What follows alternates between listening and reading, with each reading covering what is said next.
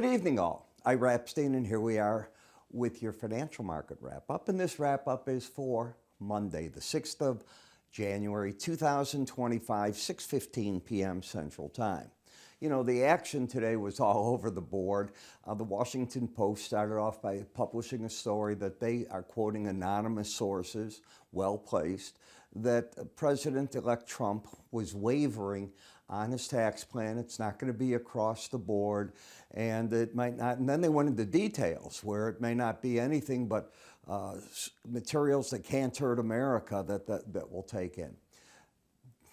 An hour, 2 hours later, whatever it was, President-elect Trump goes to Truth Social, fake news. It is not the case, but here's what it is. Somebody's leaking something.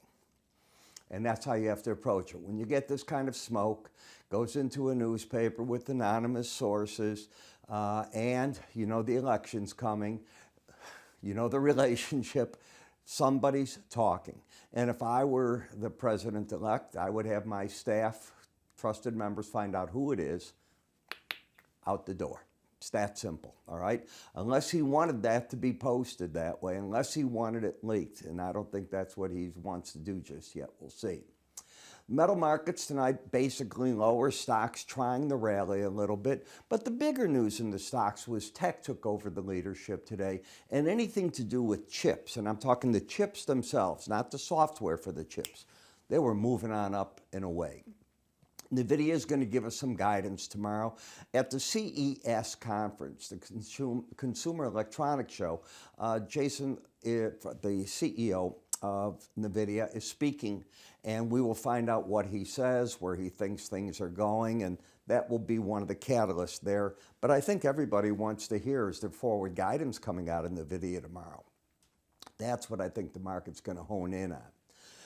The dollar went down sharply on this tariff news, whatever fake or not.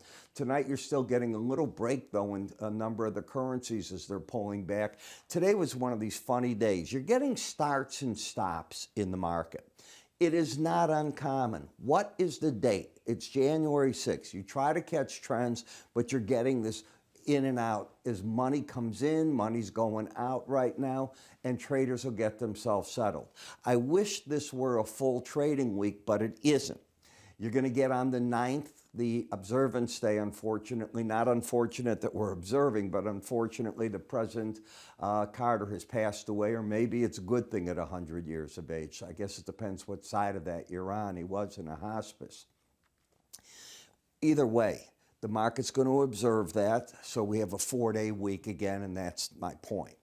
It will throw things off a little bit. You have your JOLTS report tomorrow morning. That's going to come out at 9 in the morning. At 9, you're getting the ISM, and it'll be the U.S. service sector indices for December. Redbook Group will come out with their weekly retail sales data at 7:55, trade balance at 7:30 a.m., and at 7. I got this all in the reverse order for you, but that's where you're going to get the Richmond Fed president. So think of it that way. I just did it the wrong way today, and I just said the heck with it. I'll leave it that way. But that's where you're at with everything. So pay attention. The market's going to gear in now on the big report of the week, which is going to be the end of the week when we get the jobs report. The market is trying to figure out, what is the Fed doing? Is it trying to support labor? Does it have to? Or is it fighting inflation? And that we're wobbling back and forth on. Today, Vice Chair of the Fed, Barr, turned in his resignation as Vice Chair. He's not leaving. He's going back to just staying a Fed governor. He said he could do a better job there. And the reason he can do it better is he's on Trump's hit list. He wants to tighten bank regulations, and Trump wants to lower them. That doesn't mean he can be fired. It just means he stepped back and, you know something, smart move. He just said, let somebody else do this. Michelle Bowman might be the right candidate for that. She walks that nice, even line. She's bright. Let's see what happens with that. All right. So now let's go to the markets and talk about what else we have. When we look at the S&P, it's still hanging in here up. It's not able at this point to make new highs. You're hearing all the analysts come out on TV now. They're rolling them out. Who's bullish? Who's bearish? Who likes the S&P? Who likes the Russell? What would you like and why is the reason, and so on. So this is so typical. You're 6 days into the year. This is so typical. So you're back and forth, bit of whipsaws, and you're seeing it. If you don't see that, go to your eye doctor. I mean, it's coming up, comes down, comes back up, but there is a trend line here that is forming. Is that going to be broken, or is the market going to be slipping back on that? That becomes the question.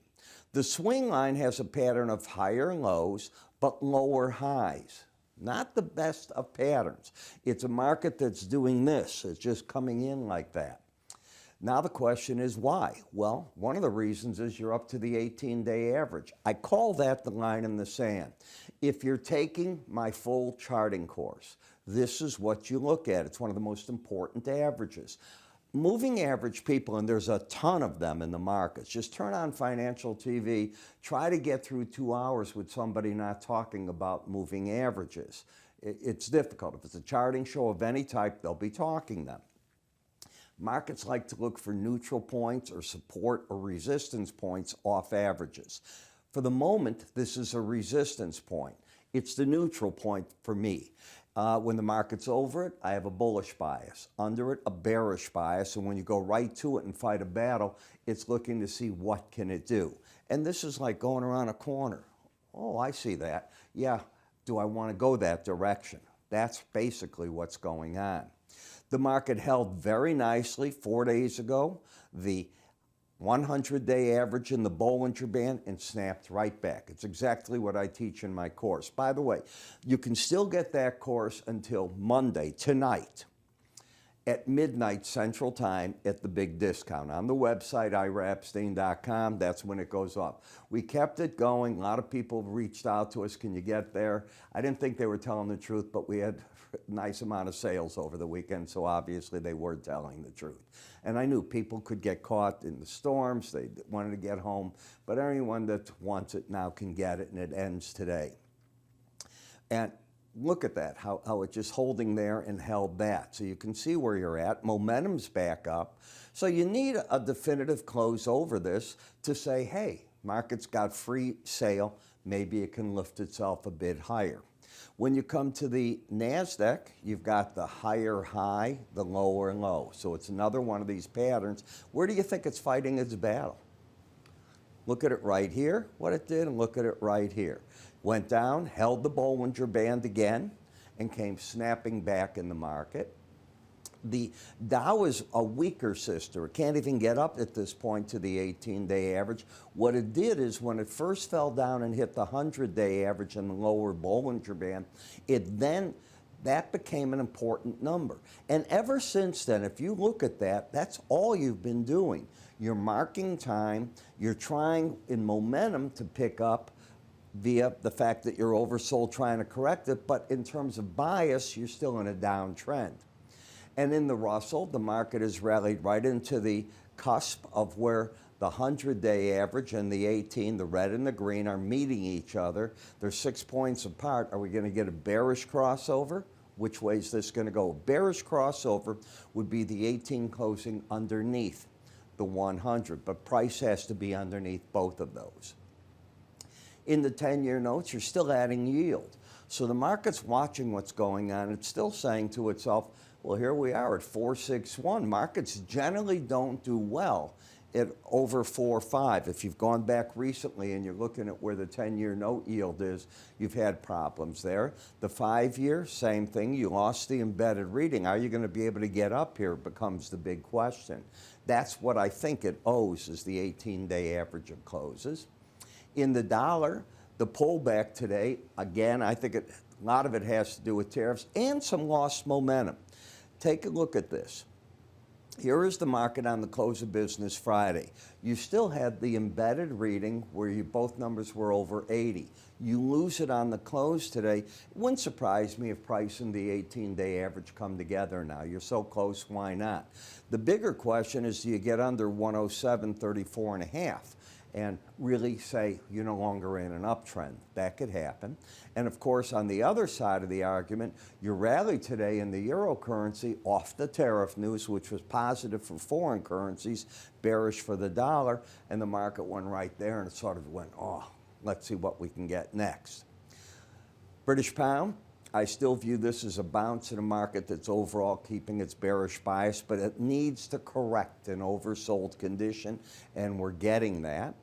Bitcoin, watching what's going on here. Now, I'm finding it easier in my SPDR ETF to be covering IBIT, I-B-I-T.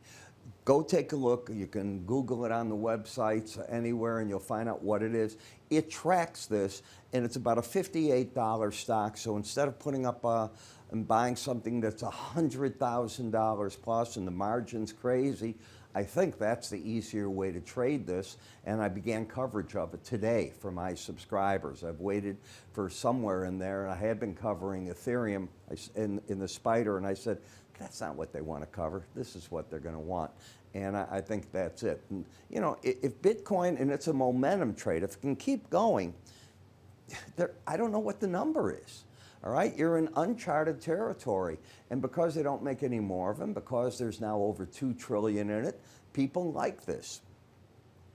The natural resistance point for me in the crude is the combination of the first challenge of a 200-day average and a Bollinger Band. Now you went up to it, did fine on Friday, you gave it all back today, and you're on the verge that if you drop much more, you're probably going to see more of a correction here, can come back into all this before it's said and done. However, the fact that it's gotten this high has wiped out the bears, and it's very difficult to put out a bearish policy on this type of chart pattern. I could put out a policy where you're going to get corrections, like here, probably back to the 200-day, having trouble staying over the upper Bollinger Band. But I don't have bear signals, and I did early on in December. I don't any longer in this market. I've still got signals that you've reached an objective up here. And by the way, remember we just talked to you get crossovers of moving averages. Follow me on this. Here you are, and this is January 2nd. Look at the red and the green, the 18 and the 100. You get your bullish crossover. That is a sign the market just should pick up like an accelerator, a little bit more power here. And there you go with it, and you hit the 200-day average. So I look for these type of things in the market. In the nat gas, on pullbacks, I think the pros are buyers now. Yeah, buyers at 338 to 340. I think they're not going to want to see the market under all this. Probably under this low would be a real problem to 290. But I think they'll be stepping in on the long side of the market saying this bad weather is here. It's going to stay a while. Demand is coming good. We have big potential product people around the world that want American natural gas. It's one of the areas that, to me, looks rosy. Hot market. How's that? All right, I want to remind you that, you know, each morning I start at 6 in the morning and I start with my futures video. It is not what you see on YouTube. It is for the subscribers that pay me for what I think of the markets, where to exactly come in and come out. The stops, trailing stops, momentum stops. How do you play the market back and forth? I then at 9 o'clock do one at the ETFs. I like the first half hour of ETF trading to get bias, and that's because aftermarket money's got to come into the marketplace. The charts will look like this: black backgrounds, more lines than you see here, and I explain and teach all the way through it. And if you want to be taught trading ideas, this is your spot to do it. The combination is the way to go. As I just explained in IBIT, you want to be able, for Bitcoin, something you can afford to play with. 100,000, and the margin on that's way big. IBIT at $58 a share right now. I'm just giving you a range. Even if it moves 10%, 15%, it's a whole different game. And it's got a lot of volume. IraEpstein.com research. That's where you can go to find all this. You can move your cursor to the top. It's all there and laid out. Give yourself a trial with it. I think you'll like what you see. I'm Ira. You have yourself a great evening. I'll catch up with everyone first thing in the morning. Take care.